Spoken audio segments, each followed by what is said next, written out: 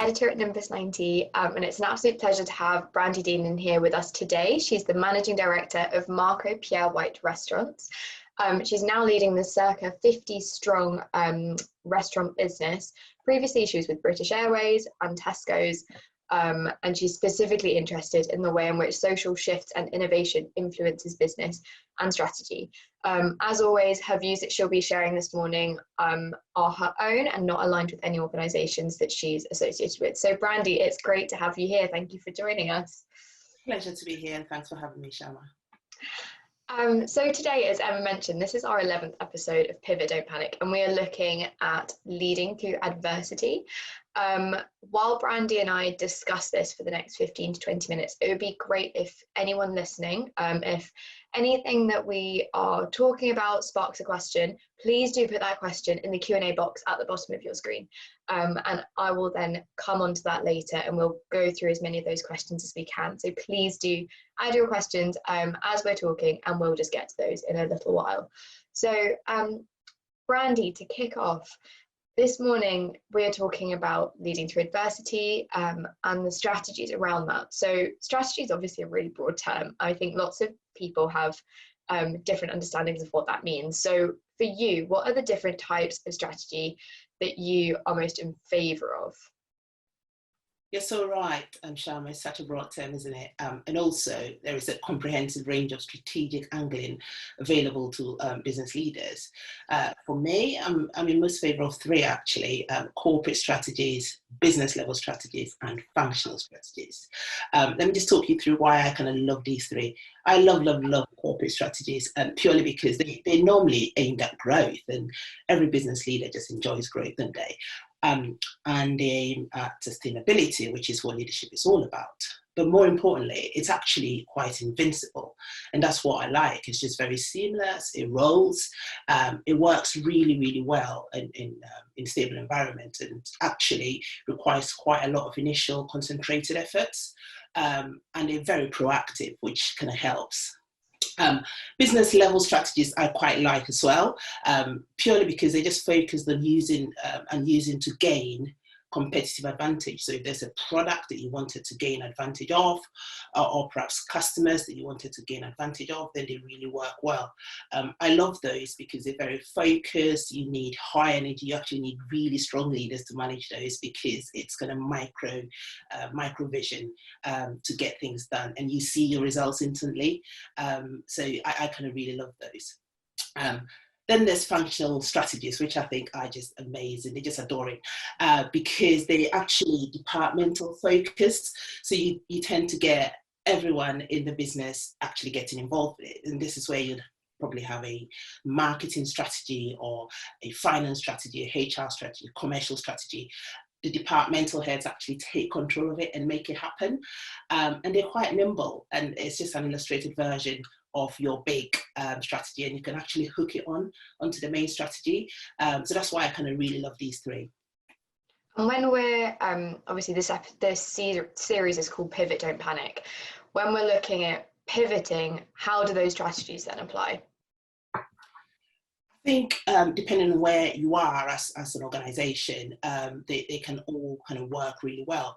But personally, I kind of enjoy pivoting around the functional strategies, because it's going to mini sections of your strategy, and you can actually take a department at a time, and then work towards pivoting around it, and then actually spreading it out across the organization. And I think that really, really works. But it really does depend on where you are as an organization. If you're in a stable organization, then actually your corporate strategy is quite cool, because it's kind of happening without anyone even knowing, because it's invincible.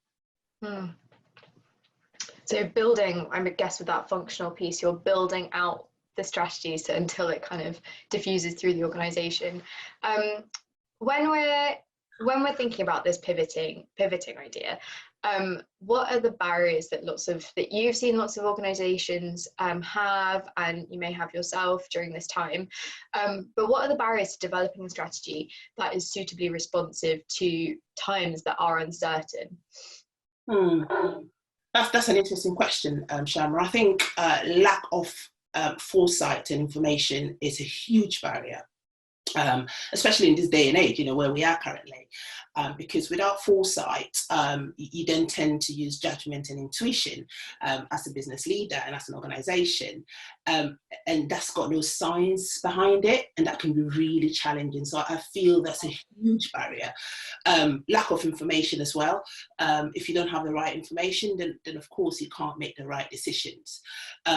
We also say too much of everything is actually not good for you. Well, it's the same with strategies. Too much information can be really tiring, can be a real bore. It can be too granular, actually takes you away from doing what you need to do. It can be a real defocus for you. So I find too much information can also be a barrier to trying to build a strategy. And then there's old mindset, and this is particularly true if a business is actually quite doing well and is cyclical.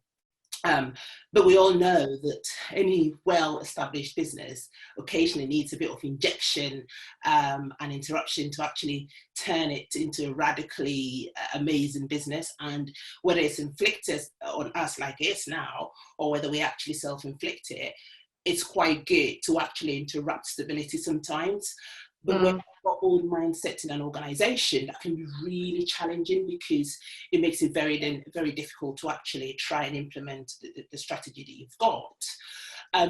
I also think firefighting can be a real barrier, Sharma, because if a leader is still firefighting the basics within an organization, if a business is still fighting the basics and the simple things aren't in place, then with the greatest will in the world, it's very difficult, isn't it, to try and implement a strategy and to try and move things forward because you're still doing the day job stuff, the very basics. So I think leaders have got to be in a position where the basics have been built to actually stop I guess, challenges from trying to implement a strategy. And those are the barriers that I find are quite prevalent now.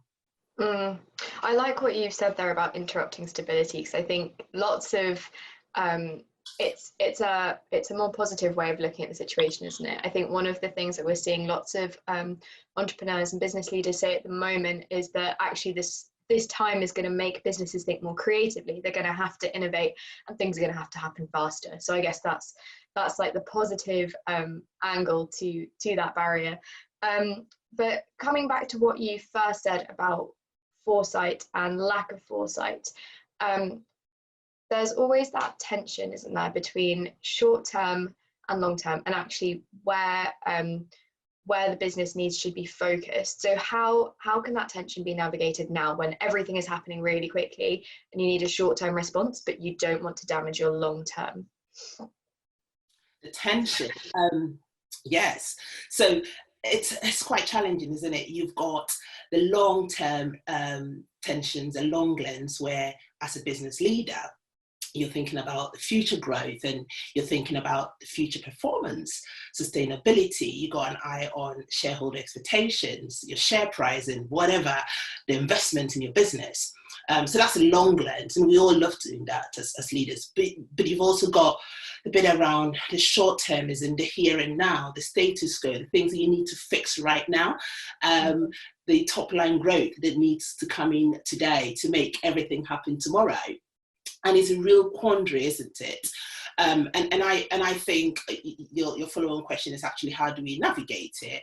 I think it's a matter of actually pulling out the synergies from both and then swinging. So you've got to synergize and swing at the same time, which sounds fun until you start doing it. I think the important piece is actually around swinging. And when you're swinging to navigate, it's important that the theory of change is so explicit, because the tension areas have got to be highlighted. Otherwise, you can't focus on the direction, and you need everyone to be aligned with you in order to move forward. So I would say, let's just accept it as leaders that we've got that tension. It's not amazing, but it's great that we're leading the organizations. Let's pull out the synergies and then let's swing between those. But actually, when we're swinging, we've got to really focus on the theory of change and make sure that the tension areas are absolutely highlighted, so that we can focus everybody with us into that direction. Thank you for that. That's a great answer. I've seen that a couple of you have already put in Q&A questions into the Q&A box. Please do keep adding those questions in. We'll come on to those shortly, but we'll just keep going with a few more points that we have at the moment. But yeah, please do keep adding questions into the Q&A box. Yeah, so thinking about, we've touched on the different types of strategy and how they can be applied effectively in the short term and the long term and navigating that. So Brandie, do you think that simplifying strategy is the answer to try and respond as quickly as possible, or does that actually damage in the long term? The S word, you hear strategy, you bounce around the word strategy in a room and everybody just zooms out. It's just going to be complex, it's going to be complicated. And it needn't be. There's got to be a simplistic approach, surely, to demystifying strategy, and actually it's good practice. So what we probably need to try and do is just try and compartmentalize how we can then try and simplify this. I think the first thing we've got to think about when we're trying to simplify strategy is to think about the what. What will be achieved by what we're trying to do? What are we even trying to do? What are our goals? What are our objectives? We've also got to think about whom it will affect and whom we need to bring into the conversation to make our strategy work, and who we actually need to take away from the conversation to actually speed this, because we work and we pace here in the times that we're in. I think we also need to think about why, because we've got to have a purpose to that strategy. Otherwise, what's the point? And we've got to think about why, as leaders, why should we even wake up in the morning and try and put the strategy together? And why should any team member or anyone that works with us feel motivated to actually help us deliver that strategy, certainly in times? And I think we've also got to think about how we're going to deliver it. How are we going to make sure that the resources that we've got, which sometimes can be finite, is allocated, and how are we going to marshal all those resources? And I think if we think about those 3 W's and 1 H, we then keep it simple, and we're closer to making sure the strategy doesn't actually scare anyone when we bounce it around the room, and actually paces it up for us as well. I mean, one of the things that you talked about earlier was this lack of foresight, lack of information, although at the same time, too much information is not helpful either. That can be paralyzing. So thinking kind of beyond the simplifying of the strategy, but how can the strategy be informed more with those with the right level of information, and how does like data and AI and all of that stuff, how does that come into the conversation as well to maximize the value from the information? That's an interesting one, Sharma. Data is absolutely key, absolutely important. Without data, we've got nothing. But I must caveat this to say that data, especially when it's raw, on its own doesn't quite cut it. We need to analyze the data, so we've got a story behind the data that we've got. And often that's where data kind of pauses a bit. And you asked about maximization. Well, once we've got the data, we're able to push towards building a strategic modeling, and we can leave it there. But the maximization then comes in from AI, VR, AR, because that helps us transform our business capabilities. Because let's face it, what AI does for us, it really does augment and help us visualize the environment we're trying to strategically create. And once we've got that, we can then embed that analysis and overlay the data that we've got so that we can bring it forward as a simple tool to the front line. Because actually, when we've got that data and analysis and AI lens fused together, our strategy is much closer than we think, and we can visualize the experience before we actually take it to the front line. So I think you're absolutely right. Data is key, but we've just got to understand, we've got to caveat it and try and make sure that we've got a story behind it, and then maximize that AI, because I think we all know that investment in AI is quite low in businesses right now. And that's how we probably just need to maximize. Totally. I think one of the interesting things that came out of our digital trends report that, Brandie, you were a commentator on, was how time consuming the data preparation is, and how much of a barrier that is for businesses when they're trying to draw that foresight out of their data and that information. So that was just an interesting point. But when we kind of let's leave that that conversation there and move on to actually what it is to be a leader in this time.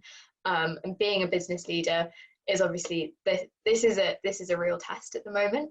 But thinking outside of coronavirus and lockdown and everything, just day to day, what do you think it takes to be a strong business leader? What are the qualities that are really important there?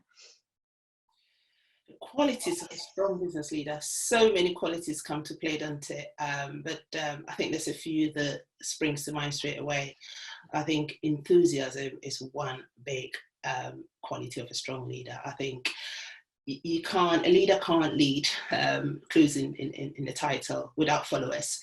And I know, everyone joining us today knows that you can't actually tell people to be enthusiastic, can you? It'd be easier if you could. You can't.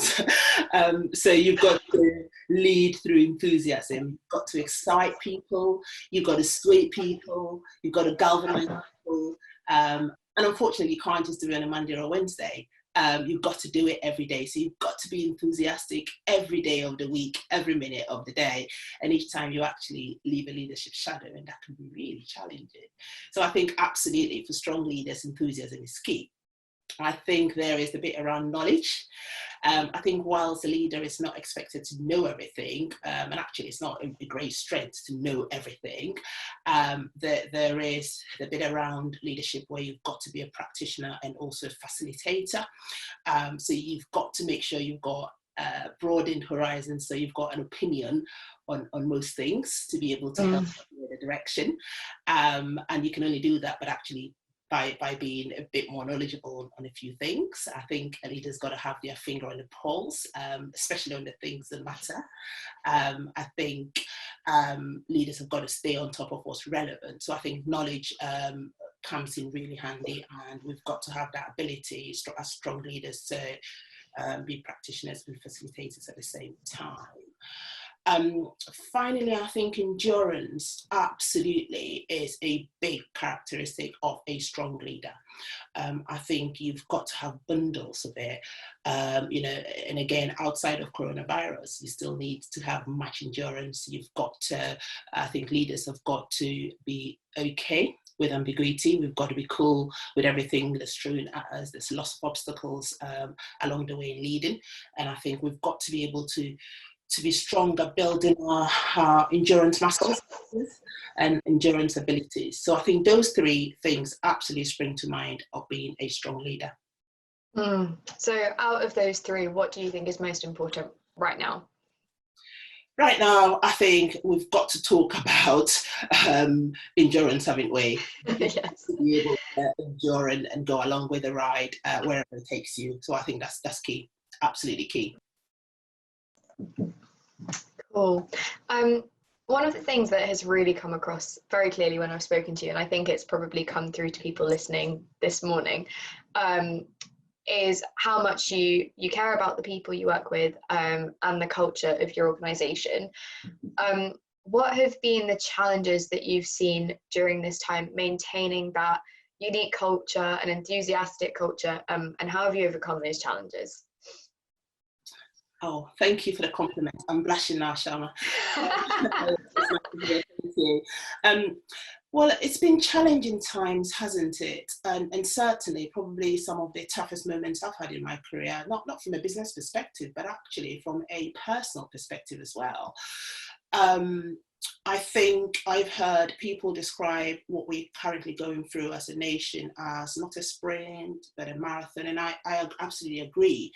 But I actually would go further and say, actually, I think we're going through an endurance sport here, but only we actually haven't had the prep that endurance sports artists would have before their sports.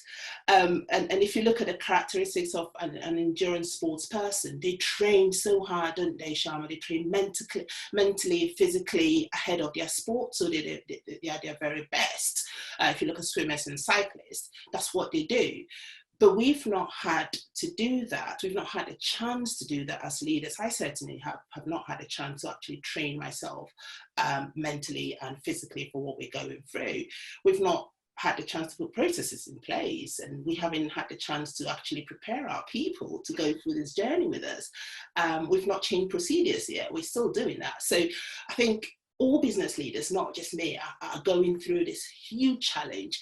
And I think also bringing it back to the analogy of endurance sports people, they can always see the finish line. So a swimmer knows where they start and where they finish. And actually, all they've got to work out, make it sound simple, but all they've got to do is just do the bits in between and just beat their personal best to the end. As a leader, I don't know where the finish line is. I know where the start line is because it just kind of happened to all of us, but I don't know where the finish line is. And actually, there's no cheerleaders at the end of it when we get to the end. So that's more challenging than you can think. And I think actually, another characteristics is that whole isolation piece. Because if you look at endurance sports people, what they've got is loads of people around them. You know, they've got nutritionists and they've got race directors and sports psychologists all around them. But we haven't got our teams with us as leaders. We're all working in isolation. So our support network isn't around us. So that's really challenging. So all of this come to play in like a big cocktail glass. And it has really been on a personal level quite challenging.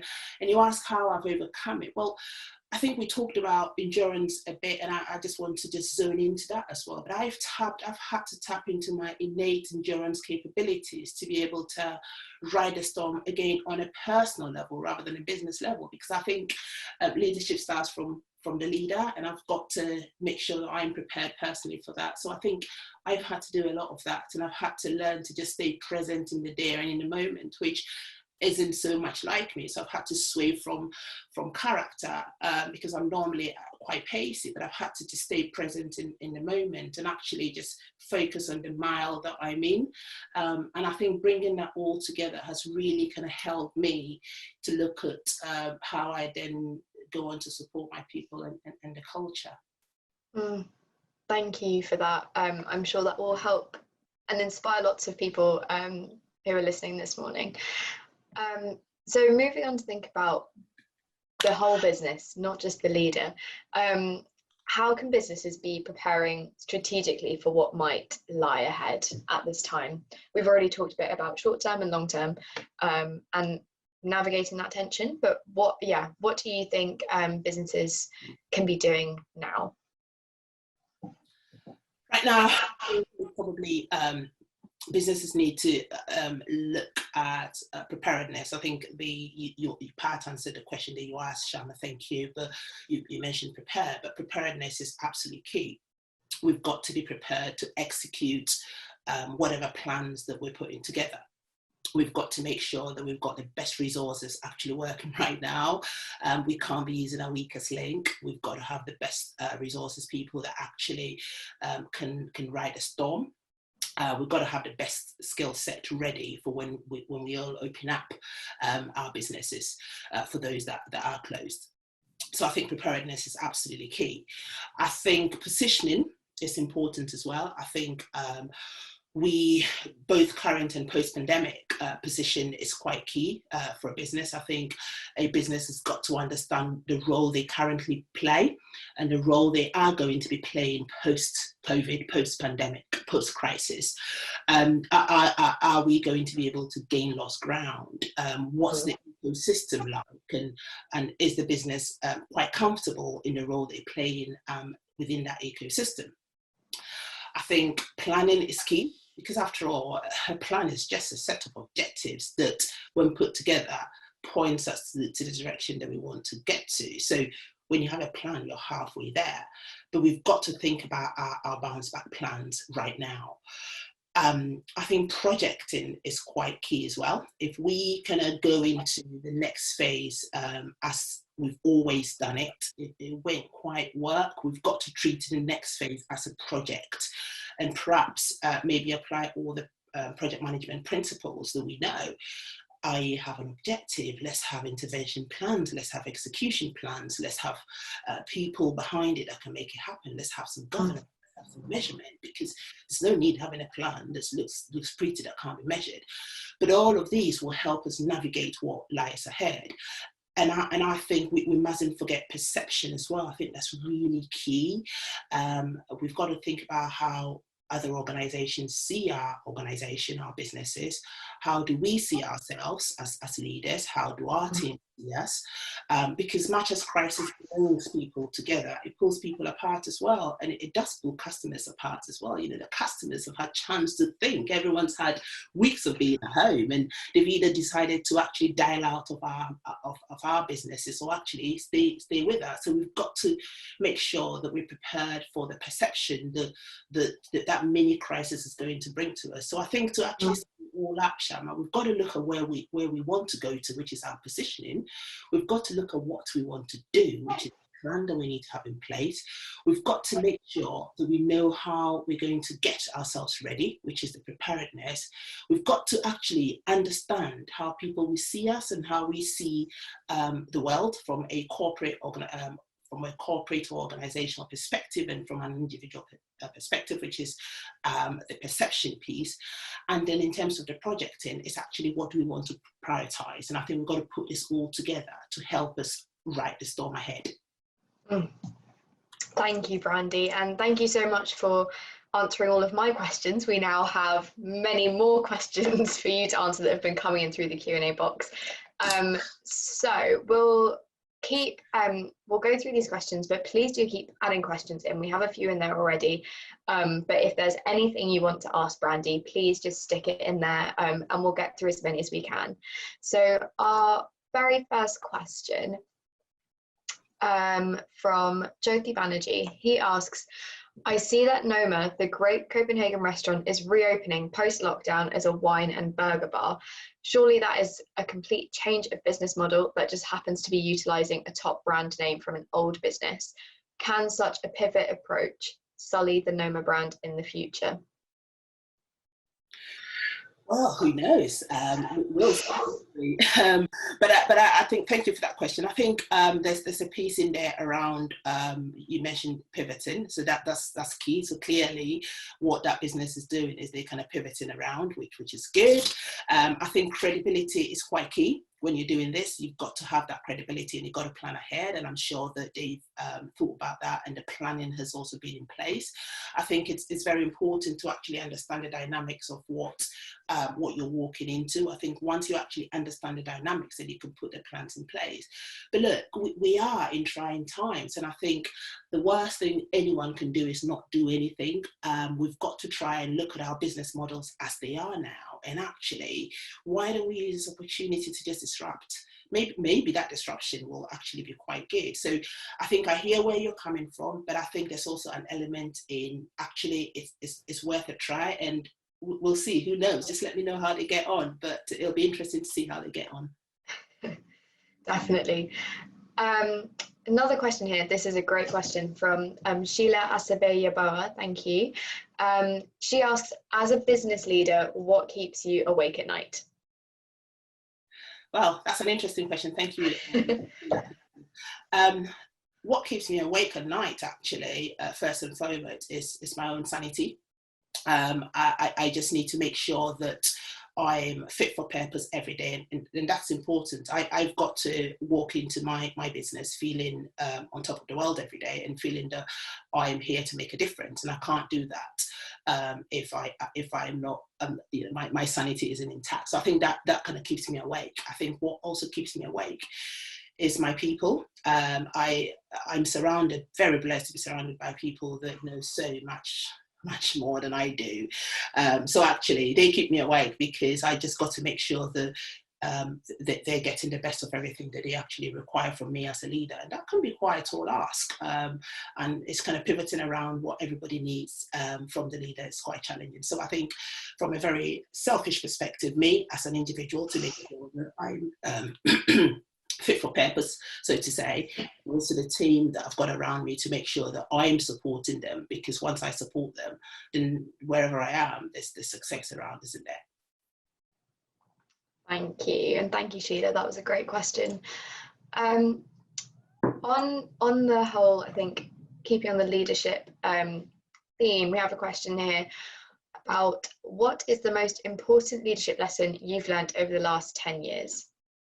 Oh, I like that. I've learned plenty, but I think the most important thing I've absolutely taken away for the past 10 years is not to be the smartest person in the room. I've absolutely learned not to be the smartest person in the room, to actually hire smart people and let them do their thing without interrupting them. Give people, I guess, the chance to actually flourish. Empower people to do their own thing, and actually not be afraid to kind of be in the background and step back. And I personally believe that the best businesses are built around the smartest brains, not one smart brain. So I think when you're lucky to be in a business where there's quite a lot of smart brains, there's no need to actually interfere when those smart brains are doing their thing. Cool, thank you.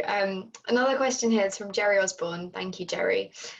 He says, at a critical time for the hospitality industry such as this, what practical communication steps have you taken to reinforce a purpose-led approach across the business so that concerned frontline restaurant staff are aligned with the corporate level strategies that you mentioned at the high level? That's a good one. I think what I have to say straight away is, at these times, a corporate level strategy will probably need to pause, and a business level strategy has got to then take over. Because when we started the conversation, we talked about business level strategies actually purposely being built to tackle a particular scenario. And I think those come in. And actually, we also talked about pivoting around functional strategies. I think that comes in, absolutely comes in. So I think in answer to your question, what has been good is actually keeping the corporate level strategy there. Because we said about how invisible it is, it just rolls, people don't even need to know they're going through it, and actually don't bang on about it, but start really applying a bit of pressure onto the functional strategies, because we can pivot around those very easily, and then make sure that the communication is all around those functional strategies, because clearly this isn't a time to dig up this 7-8 page corporate strategy. That's working okay.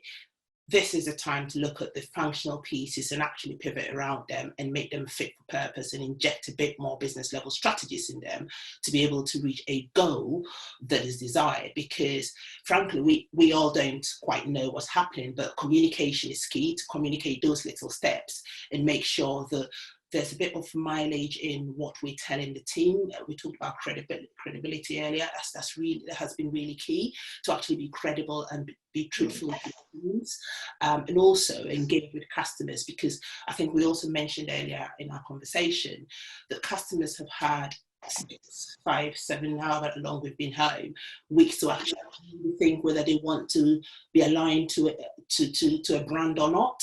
And after this episode, some customers may actually think, you know what, that brand is in mine. I'm not going to be pay allegiance to them anymore. I'm just going to switch brands.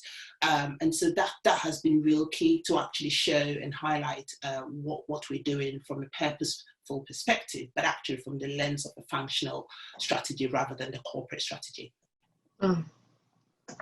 Thank you for that, Jerry. I hope that answers your question. Another question here, which is quite a funny one. Is this the end of the buffet? Is this the end of the buffet? Probably. Well, we've seen the document that the government has produced, and one of the things that we all have to do is actually not to touch loads of stuff together, you know. So the concept of a lot of people congregating into one hugely laid out table is probably far gone, absolutely. But look, you know, we could pivot around that as well. You know, somebody could pivot around buffets, and here's to actually new innovation and interventions around how businesses that actually deliver buffet can do it well. Because out of every crisis, it's a silver lining. So who knows? We could have a nice innovation come out of that. But I think we can safely say it probably is the end of the buffet for now. Buffets as we know them. We may see a new form coming up soon. We have time for one more question. So this is from Ben Diaz. He asks, pivoting, especially during a crisis, brings great new opportunities, but it scares most people. What strategies and techniques do you use to take the rest of your peers and team with you on the pivot journey? I love that question. Thank you for that, Ben. Yes, it does scare most people, like most new things do. Two tips I think I can share with you. During normal times, what we tend to do is we tend to just think very technically, don't we? And very sort of linearly. What would be really good right now, a tip would actually to start dialing down the mechanical thinking. So yes, we've got to do a bit of mechanical thinking. We've got to set goals. We've got to analyze goals. You know, the day-to-day stuff. We've got to do all of those because that's key. That's got to take us. We've got to plan that to know where we get into. But I think what we need to dial up on now is the biological thinking, because that's where you get a shaping. That's where you lose the control piece. That's where you actually allow other people to flourish. I think we've got to bring those in because you see that the change that we're going through is going to start in the mind first, and then we're going to obviously have to play it out. So I think two big tips I would say is lose a bit of the mechanical thinking and really go into biological thinking. And actually, here's the time to apply all the experience. And as we go through this journey, I think the leaders that are going to do really, really well in here are the leaders that have quite a lot of experience, a varied experience from all walks of life. This is where we have to apply all the leadership experiences that we've had from all the different sectors, doesn't matter what sector you work in, and bring it to play. Because I think, like we said before in the conversation, old mindsets will probably not quite cut it this time. Well, thank you, Brandie. And sadly, that's all we have time for today. I know that lots of people have questions, and please do continue that conversation. We have a hashtag Chief Disruptor Breakfast Club that we use on LinkedIn, and you can send any more questions through to marketing@nimbus90.com or emma.taylor@nimbus90.com, and we can send those on to Brandie. But thank you all so much for joining us, and thank you, Brandie, for sharing your amazing insights and thoughts. It's been really, really helpful. I've written loads of notes, and I hope it's been valuable for everyone listening. So thank you all for joining this morning. If you've enjoyed this, please do sign up to join us at Chief Disruptor Live Virtual. It's happening on June the 2nd, which is a Tuesday. Brandie is one of our keynote speakers. She'll be delving into more detail around the strategy piece that she's been talking about this morning. And yeah, you can sign up on our website. That's www.nimbus90.com. You can sign up there, and please do get in touch if you have any questions about the event.